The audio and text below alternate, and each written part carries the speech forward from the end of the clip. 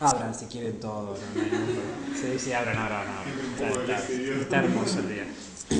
Bien. Hoy lo que vamos a hacer es, quiero volver a cerrar el tema con árboles de clasificación para hablar un poquitito más en detalle, y después ahora vamos a arrancar en esta clase con lo que es testing de caja blanca. Vamos a empezar a ver técnicas de caja blanca. Después de revisar varias técnicas a un nivel muy teórico, vamos a empezar a hablar de testing orientado a objetos, donde vamos a empezar a aplicar más de estas técnicas, con técnicas que podríamos decir que son más prácticas de las que estamos viendo ahora. En la clase pasada estuvimos hablando de caja negra, estuvimos hablando de tablas de decisión, vimos un escenario en el cual yo puedo aplicar partición de equivalencias sobre la interfase que estoy analizando, ¿sí? Los campos de texto, los checkbox, lo que sea, y a su vez, si en la decisión que se genera en ese sistema hay otras cosas involucradas más allá de lo que a mí me aparece en la interfase, entonces tengo la posibilidad de testear toda la situación con una tabla de decisión, ¿sí? Imaginen un sistema donde el banco decide si me da un crédito o no, y el único campo de texto que tengo que completar es un DNI, ¿sí? Ahí puedo aplicar partición de equivalencias para testear la interfase. Es bastante sencilla, pero ahí tengo partición de equivalencia, ¿sí? Obviamente, para decidir si a mí me dan el crédito o no, hay muchas cosas que se van a considerar más allá de saber cuál es el número de mi DNI. Esa es una situación que plantea usar tablas de decisiones, ¿sí? Porque hay un montón de cosas que yo no estoy viendo que van a influir en la decisión final. Y eso lo evalúo con tablas de decisión. ¿Está bien? Habíamos visto el grafo causa-efecto como otra forma de representar la tabla de decisión. Habíamos visto los casos de uso como una documentación que yo puedo usar como modelo para definir mis casos de uso. Y mi cubrimiento es por lo menos tener un caso de test por cada caso de uso, ¿sí? Después habíamos trabajado con grafos, con los diagramas de transiciones de estados. Habíamos visto que como yo recorro el grafo, puedo generar mis casos de test. Habíamos visto los distintos tipos de criterios y habíamos terminado viendo este del n-1 switch, que lo que hacía era ver los subcaminos que aparecen adentro del grafo e intentar recorrerlos todos. Todos en el sentido del switch que esté definiendo yo. Y habíamos visto ese ejemplo. Otra forma de representar el grafo es con una tabla. La tabla a mí lo que me permite es forzar la combinación de todos los estados con todas las transiciones, ¿sí? Y de esa manera yo poder testear si efectivamente transiciones que no deberían estar disponibles en un estado están siendo disponibles, ¿sí? Después habíamos visto el pairwise testing, más orientado a lo que es la plataforma. La hipótesis acá es, si yo estoy testeando un sistema en una plataforma y algo sale mal, probablemente sea por la combinación de dos elementos de todos los que están involucrados, ¿sí? Habíamos visto el ejemplo de un plugin para bajar videos y todas las cosas que hay involucradas. Y que esto se basaba en arreglos ortogonales. Arreglos que me aseguraban todas las combinaciones de los elementos tomados de a dos, más una distribución normal del resto de los elementos que no están involucrados en la combinatoria. ¿Está bien? Y hay un montón de herramientas para hacer eso. Quería retomar el tema de árboles de clasificación. La idea con árboles de clasificación es, si yo analizo, si yo detecto cuáles son los elementos involucrados, ¿sí?, en mi sistema desde un punto de vista de caja negra, yo puedo empezar a describirlos y describir sus características. Y esas características van a ser cosas que a mí me interesan testear. Y de vuelta, esto es muy subjetivo. El nivel de detalle con el cual yo describo estas características va a depender de la intensidad del testing que yo quiera hacer, ¿sí? En este caso, que es lo que se plantea es un método que, dado un valor inicial y una longitud, determinar si un entero que se ingresa está dentro de ese rango o no, ¿sí? Entra el 0, entra el 10, 0 es el valor inicial, el 10 es la longitud, me dan el 7, tengo que decir si 7 está dentro o no de ese rango. ¿Está bien? Los tres elementos involucrados, ¿sí?, en ese planteo son el valor inicial, el rango y la posición que a mí me preguntan si está adentro o no. ¿Está? A partir de esa detección yo puedo empezar a hacer un análisis y decir, bueno, el valor inicial podría ser positivo, negativo o cero. ¿Sí? El rango podría ser positivo, negativo o cero. La posición podría dar como resultado que esté adentro o que esté afuera. Lo mismo que pasaba cuando vimos clases de equivalencias y análisis de valores límites, es que hay más de una forma de analizar las cosas. Y esto tiene que ver muchas veces con la intensidad del testing y la descripción del problema. Alguien podría decir que para este problema en particular el rango inicial son dos opciones, 0 o cualquier otro número. Puede ser, es un análisis válido, ¿está bien? No hay una sola forma de hacer esto. Y esto puede seguir con más detalles si uno quiere. Yo podría decir, ok, el rango inicial puede ser positivo o negativo. Bien, el positivo más grande o un positivo de tamaño normal. El negativo más grande posible o un negativo de tamaño normal. ¿Sí? La posición, adentro o afuera. Adentro en el medio, adentro en el límite inferior o adentro en el límite superior. Lo mismo con afuera. ¿Está bien? Todo esto, ¿sí?, me está generando a mí situaciones que debería testear. Y para poder testear esto, ¿sí?, para poder efectivamente ejecutar este método y testearlo, voy a necesitar una hoja de cada uno de esos subárboles. ¿Está bien? No tiene sentido generar un caso de test con 2 hojas de un subárbol, porque no se puede hacer eso. ¿Está bien? En algunos casos, árboles de clasificación permite especificar, ¿sí?, elementos que tienen que tener más de una hoja en un subárbol, ¿sí? Y eso después lo van a ver con Matías en la práctica, ¿sí? Distintas situaciones que son, creo que dicen clasificación y composición, distintos tipos de subárboles. Entonces acá es donde aparecen las herramientas, que cuando yo tengo todas estas hojas, las herramientas, hay una que se llama Testona, que es la que les va a mostrar Matías, lo que hace es generar todas las combinaciones. ¿Sí? La herramienta llega al punto de la documentación del caso de test, no la ejecución misma. Esto lo que va a generar es un informe que dice, mira, hay un caso de test que tenés que tener todos estos elementos, hay otro caso de test que tenés que tener todos estos otros elementos. Después uno tiene que buscar los datos para poder verificar cada uno de esos casos. ¿Está bien? Puede que haya alguna herramienta más avanzada, más cercana al código, que permita generar los mismos casos y ejecutarlos. En algún momento vi algunas, pero eran muy específicas a ciertas situaciones.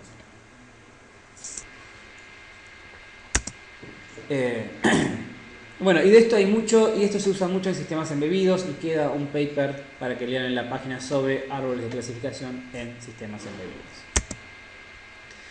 El ejemplo que habíamos visto, que esto se puede aplicar, por ejemplo, si yo quiero testear si toda esta combinación de opciones funciona bien. Entonces, de vuelta, lo que voy a hacer es armar el árbol de clasificación viendo las distintas opciones que yo tengo, ¿sí?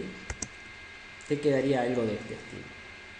Y a partir de esta definición, yo puedo generar todas las combinaciones para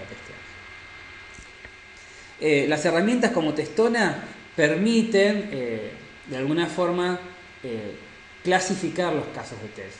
Uno podría decir, no, mirá, todo lo que involucre el estilo regular no me interesa, porque no es el foco del testing el tipo de letra regular. Entonces uno puede descartar todos los casos de test o decir, esto es trivial para los que involucren a regular. Y me quiero centrar más que nada en los que usan superscript con bool. ¿Sí? Uno puede empezar a hacer una exploración y clasificación de estos casos de test. Todo esto soportado por una herramienta, obviamente. Y crece muy rápido. Bien. Eso es caja negra, ¿sí?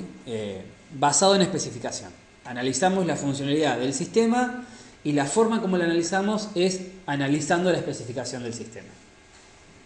Normalmente uno lo asocia con no tengo el código fuente, tengo el ejecutable y lo tengo que testear.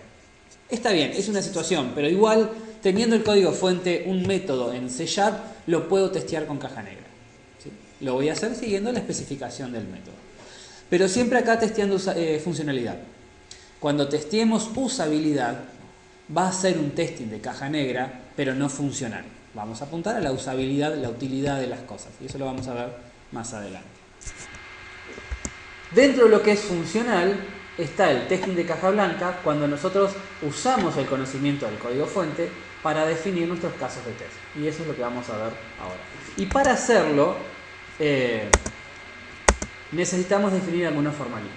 Son poquitos. Aguántenme.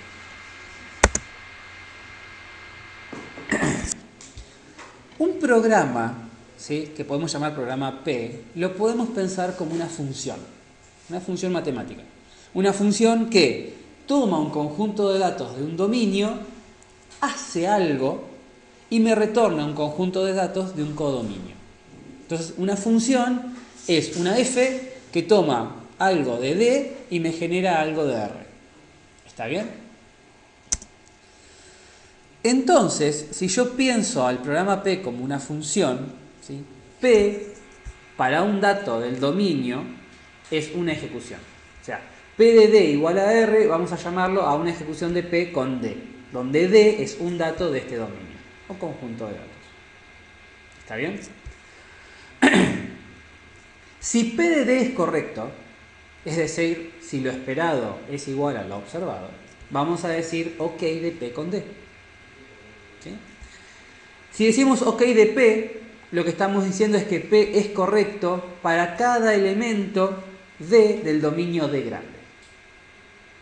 ¿Sí? Entonces, D es el dominio de la función. D minúscula es un dato dentro de ese dominio. Si P con D minúscula da bien, es correcto, decimos OK P con D. Si P con D es correcto para todos los D minúscula dentro de D mayúscula, decimos entonces OK P. ¿Está bien? Me doy cuenta que D minúscula, D mayúscula no es la mejor notación. Para el próximo año lo voy a cambiar con otras letras. Entonces, OK de P es si P es correcto para cada elemento D minúscula del dominio D mayúscula. Eso quiere decir sí y solo sí para cada D en D minúscula, OK de P con D. ¿Está bien? Bien. Un test T para un programa que tiene un dominio D va a ser un subconjunto del dominio D. Si el dominio D es el dominio de la función que representa el programa, y ya sabemos que el testing exhaustivo no es posible, testing exhaustivo sería hacer P de D minúscula para todos los D de D mayúscula. Eso sería un testing exhaustivo, que sabemos que no es posible. Entonces pasamos a un testing no exhaustivo. ¿Qué significa un testing exhaustivo? Tener un conjunto T que es un subconjunto del D mayúscula. Como no puedo cubrir todos, voy a cubrir un subconjunto. Y eso es T. ¿Sí? Un elemento T minúscula de T mayúscula se conoce como un dato de test. ¿Está? La ejecución, ¿sí?, de este conjunto T mayúscula es la ejecución de P, el programa, para cada uno de los T minúsculas del T mayúscula. ¿Está bien? De la misma forma que nosotros ejecutamos P para D minúscula de todos los D mayúscula, eso sería el exhaustivo. El testing termina siendo la ejecución de P para los T minúsculas del T mayúscula, que es un subconjunto del D mayúscula. ¿Está bien? No te rías. Son muchas letras. Bien, dentro de esa definición empieza la primera técnica de testing de caja blanca que se conoce como testing del flujo de control. Esta técnica se centra, ¿sí?, en las decisiones que nosotros tomamos, en los flujos de control. Los flujos de control de un programa están definidos por las preguntas que nos hacemos, los if y los whiles. ¿Está bien? Vamos a usar como modelo el grafo de flujo de control, ¿sí? Y lo que vamos a hacer es ejecutar todo el código, donde la definición de todo el código es bastante abstracta. Me copé usando una base de datos de GIF animados, perdón. ¿Qué significa ejecutar todo el código? Y eso lo va a definir el criterio de cubrimiento. ¿Sí? De vuelta, ejecutar todo el código es muy abstracto y en algunos casos hasta va de la mano de un testing exhaustivo. Denme un segundito, por favor. Bien, disculpen. Entonces, Cuando nosotros hablamos de ejecutar todo el código, ese todo el código en realidad está asociado a un criterio de cubrimiento, ¿sí? Entonces nosotros vamos a hablar de, sí, yo hice un cubrimiento del 100%, pero ese 100% uno debería preguntar, bueno, ¿cuál fue tu criterio de cubrimiento? ¿Sí? Es decir, cubrir el 100% del código no alcanza, porque si uno lo dice así, ¿qué pasa si hay código que es inalcanzable? ¿Cómo lograste el 100%? Si justo programaste mal y hay un bloque de código que por una condición booleana nunca se puede ejecutar. Entonces, siempre que escuchen, ejecuté todo el código al 100%, hay que preguntar cuál fue el criterio de cubrimiento, ¿sí? Entonces, estos son los criterios de cubrimiento que están asociados al modelo que es el grafo de flujo de control dentro de esta técnica que es el testing basado en flujo de control, ¿sí? Y ahora los vamos a ir viendo. El grafo es muy similar al que vimos en una de las primeras clases cuando hicimos el ejemplo de testing exhaustivo.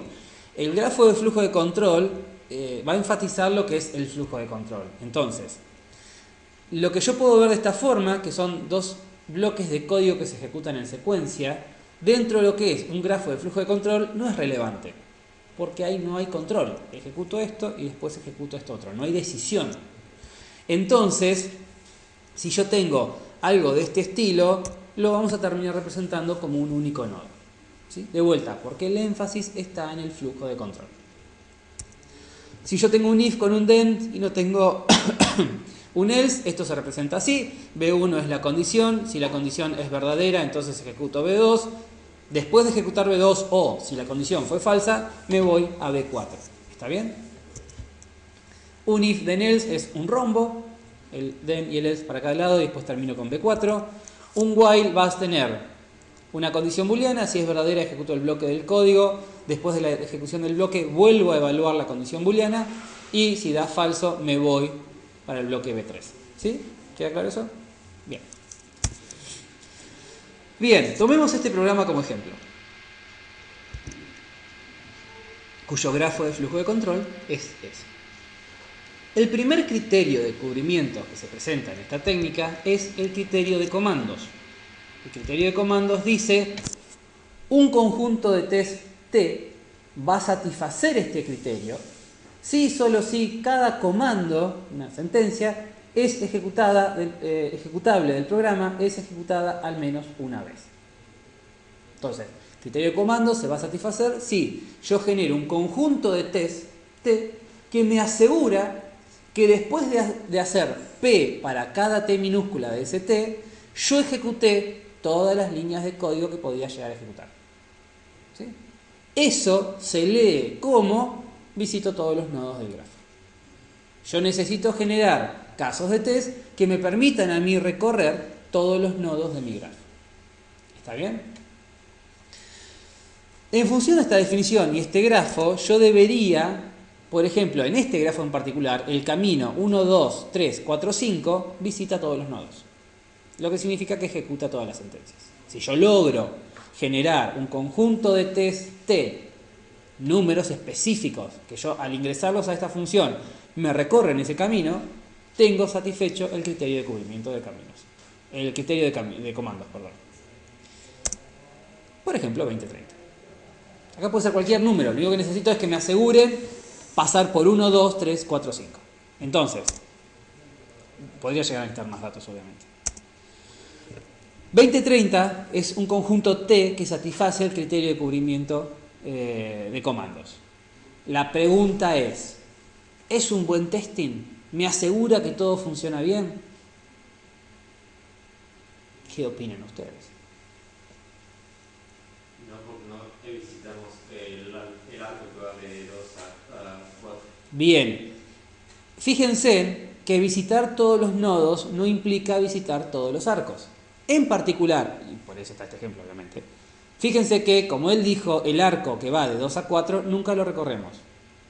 Y ese es el arco, por ejemplo, que pide que x sea igual a 0. Como ese arco no tuvimos que recorrerlo, a x no tuvimos que hacerlo 0. Y como no tuvimos que hacerlo 0, no descubrimos que hay un punto donde hay una división por x. ¿Está bien? Criterio de comandos es el más pobre de todos los criterios que vamos a ver para el testing por flujo de control. ¿Está bien? Porque de vuelta, visitar todos los nodos no implica visitar todos los arcos. Y eso me está dejando afuera un montón de cosas. Ahí es donde aparece la siguiente evolución del criterio de cubrimiento, que es criterio de decisiones. ¿Sí? Un test T va a satisfacer este criterio si, solo si, cada arco del grafo de flujo de control es visitado al menos una vez. ¿Sí? O sea, visito todos los arcos. ¿Está bien?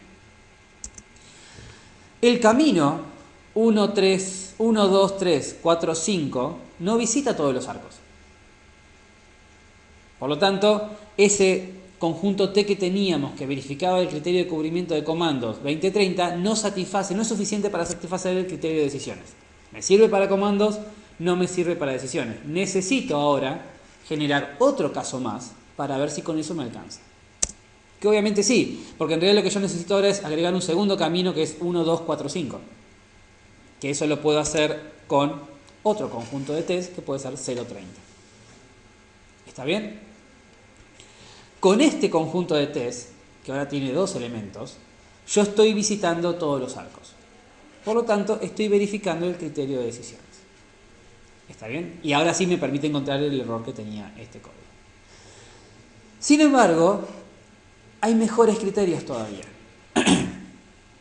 La técnica, ¿sí?, es flujo de control. Por lo tanto, el énfasis está en las cosas que a mí me arman distintos caminos.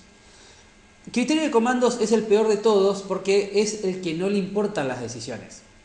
¿Sí? Como yo tengo que visitar los nodos nada más, las decisiones no son tan importantes. En criterio de decisiones, uno pensaría que ahora sí las decisiones son importantes. La lectura que uno tiene que hacer de la definición de este criterio es: yo tengo que visitar todos los arcos. Eso quiere decir que cada vez que yo tome una decisión, tengo que evaluar esa decisión por verdadero y por falso. ¿Está bien? ¿Cuál es el problema de eso? La decisión puede llegar a ser muy compleja. ¿Sí? La decisión puede ser mucho más que simplemente preguntar si x es igual a 0 o no. La decisión pueden ser 20 preguntas como estas con un AND en el medio. ¿Está bien? A lo que voy es, la decisión puede estar compuesta por muchas decisiones. Y si en este caso, con el criterio de decisiones, lo único que estoy evaluando es que todo eso se haga verdadero y todo eso se haga falso. Evaluar eso, por ejemplo, si la decisión es muy compleja, son 20 mini decisiones atómicas, todas unidas con un AND, evaluar que todo eso se haga falso es simplemente hacer una de esas partecitas falso. ¿Está bien? Quizás de esas 20, con una sola que se haga falso, las otras 19 no me interesan y por no interesarme, estoy dejando de lado algo que después genera un problema. De la misma forma, con criterio de comandos, no nos interesó que x sea igual a 0.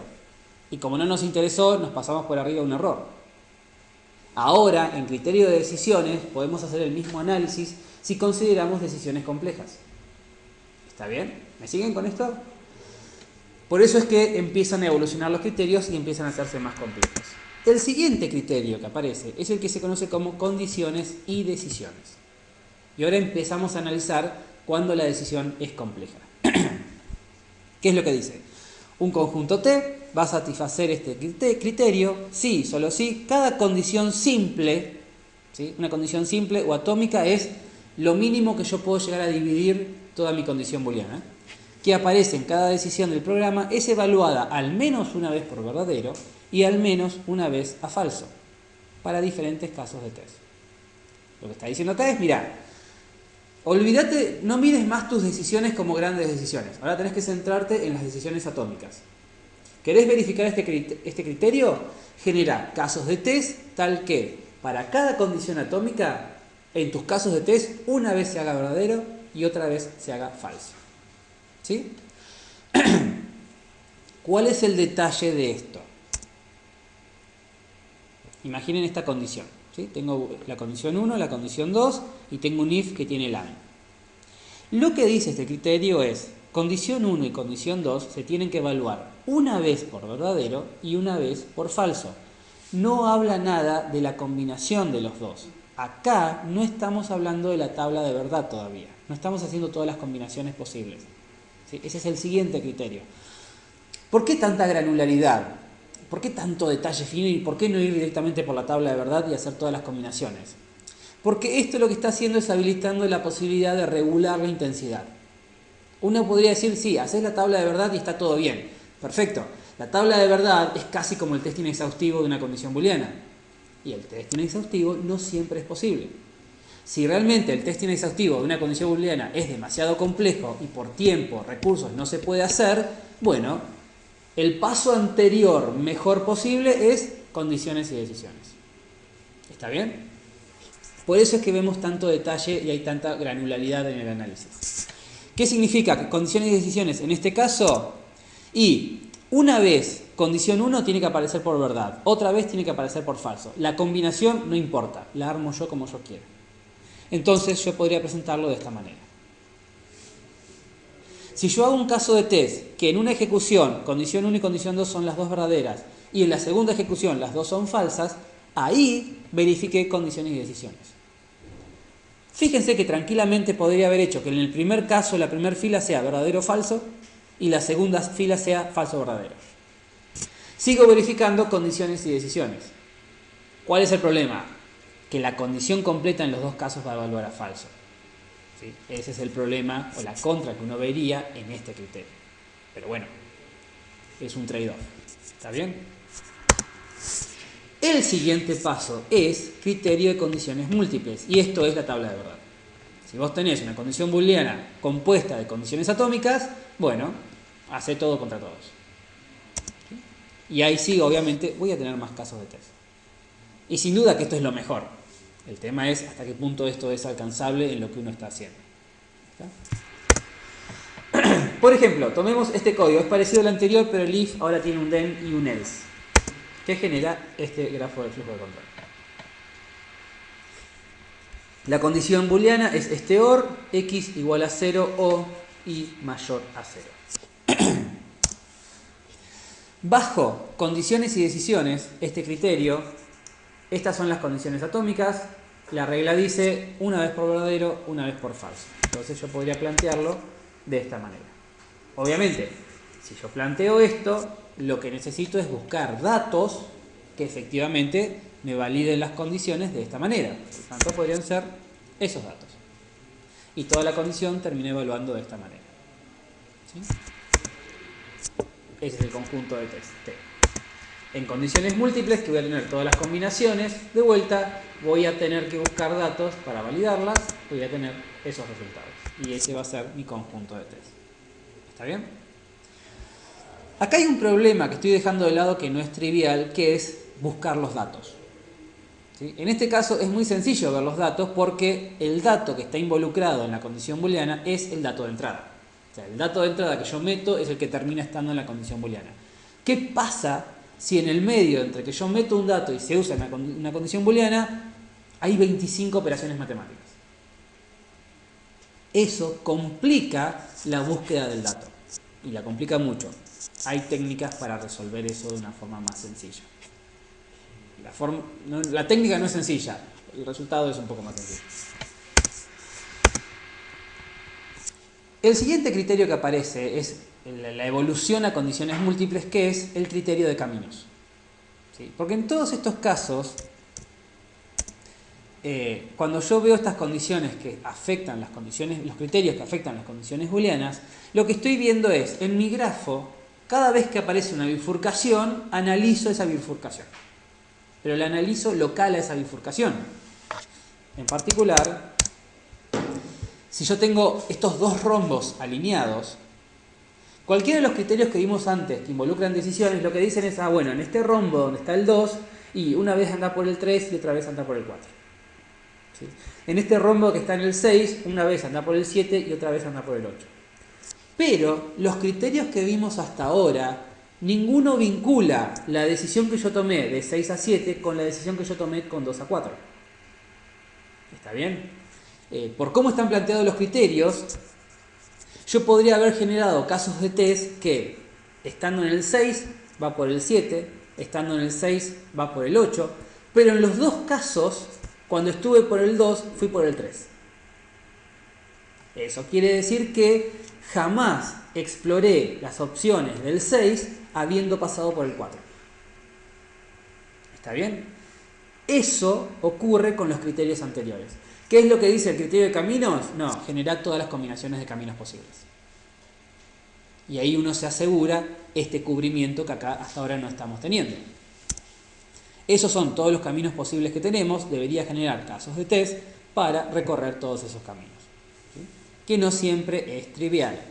Y pensando en caminos donde empiezan a aparecer los ciclos, como habíamos visto en el caso del testing exhaustivo, esto se vuelve mucho más complejo, ¿sí? Al punto de ser imposible en algunos casos. Por eso es que los bucles se analizan con un criterio separado, ¿sí? El criterio de bucles en el testing de flujo de control plantea 3 opciones.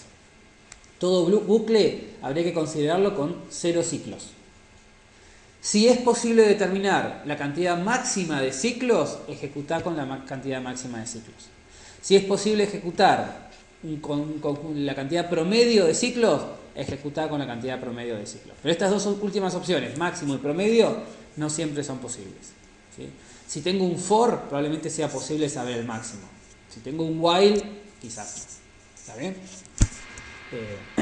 Pero bueno, caminos va a ser el mejor de todos. Caminos cubre todos los anteriores, pero va a ser también el más difícil, en algunos casos imposible. La forma como están presentados los criterios es del más sencillo al más complejo de todos. Comandos es el más sencillo. A ver, más sencillo es no hacer nada, eso es malo. Más sencillo y menos malo es visitar algunos nodos, eso no está bueno, pero por lo menos es mejor que nada. Dentro del criterio de este testing que estamos viendo, visitar todos los nodos es el primer criterio que se considera, pero no es el mejor. ¿Está bien? ¿Preguntas con esto? Bien.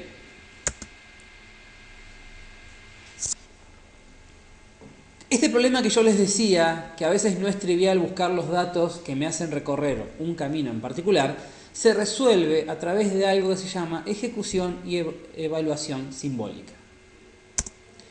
¿De qué se trata esto? Lo que estamos haciendo acá es intentar encontrar, ¿sí?, esa relación entre el dato de entrada y lo que yo estoy usando en la condición booleana. Y para hacer eso, lo que vamos a hacer es lo que se conoce una ejecución simbólica. Vamos a simular la ejecución y empezar a ver qué cosas le van pasando a esa variable, cosa que al momento de que se usa en una condición booleana, saber el historial de cambios que tuvo esa variable vinculado a un dato de entrada, ¿sí? Esto lo que nos va a decir es, vos ingresaste un X, bueno, en esta condición booleana al X le sumaste 2, lo multiplicaste por 3, lo dividiste por Y y le hiciste todo esto. Entonces, haciendo la inversa de todo eso, puedo saber cómo tiene que ser el dato de entrada para poder pasar por esa condición booleana. Eso es lo que hace evaluación y ejecución simbólica. Que a la vista va a parecer muy complejo, y lo es en muchos casos, y hay muchas herramientas que lo resuelven. ¿Qué es lo que pasa acá? Miremos ese código. Leo 2 enteros, hago la suma, genero o imprimo el resultado de la suma. La ventaja que tiene, ¿sí?, el razonamiento que nosotros hacemos sobre el cálculo que hace la computadora es que nuestro razonamiento es muy general. El cálculo de la computadora es específico. La computadora agarra 2 números y los suma. 2 más 3, 5. Eso es todo lo que hace. Nosotros, al ver esto, podemos entender que la salida es la suma de los 2 enteros. La computadora no ve eso. La computadora lo que ve es, yo imprimo un entero. Nosotros entendemos, razonamos, que la salida es la suma de los 2 números. Si yo veo eso, ¿sí?, a X le sumo A más 1, ahí le hago X por B, y la salida es Y, yo puedo razonar que la salida va a tener siempre esa forma. A más 1 por B. La computadora no puede hacer ese razonamiento. Entonces, nuestra capacidad de razonamiento nos permite a nosotros hacer un análisis más general y definir reglas más generales. Yo cambio el código, mi razonamiento me permite entender que la salida está cambiando en función de los datos de entrada. Yo estoy detectando esa vinculación, esa dependencia. Esto nos va a permitir a nosotros hacer evaluaciones ¿sí?, sobre el cálculo que la computadora no va a poder hacer. Y esto es lo que nos va a permitir a nosotros hacer ejecución simbólica. Por ejemplo, yo tengo este código, leo un entero, básicamente lo que estoy haciendo es cuadrado más 1 de ese entero. En X pongo el entero por entero y después a X lo incremento en 1. El razonamiento que nosotros hacemos sobre este código nos permite a nosotros decir la postcondición siempre se verifica. Ese análisis una computadora es más difícil que lo haga. En algunos casos no lo puede hacer. En algunos casos más sencillo sí. Entonces, eso es lo que nosotros vamos a buscar con ejecución simbólica. Que pensé que lo describía más en esta clase. Claramente no.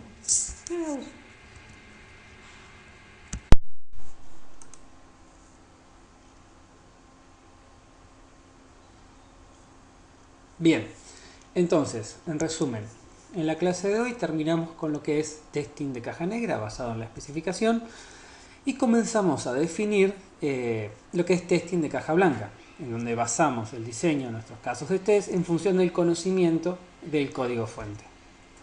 Presentamos la técnica de testing de flujo de control, hablamos del grafo de flujo de control, presentamos los criterios de cubrimiento, fuimos viendo cómo cada criterio de alguna manera es mejor que el anterior, pero a su vez es más complicado de hacer e implica mayor cantidad de casos de test. Trabajamos con el grafo de flujo de control y lo usamos como una forma de revisar nuestros criterios. Vimos cómo aplicarlos, vimos condiciones múltiples, vimos las limitaciones que tenían estas técnicas y presentamos la idea de ejecución y evaluación simbólica. Porque en todos los casos anteriores nosotros planteábamos que cierta condición tenía que ser verdadera o tenía que ser falsa. Y necesitábamos que el dato de entrada haga que esa condición sea verdadera o falsa. Eso era fácil cuando el dato de entrada iba directo a la condición, pero si en el medio hay operaciones matemáticas, transformaciones de los datos, eso ya no es tan fácil de resolver y ahí es donde evaluación y ejecución simbólica nos va a ayudar. Bien, seguimos la clase que viene.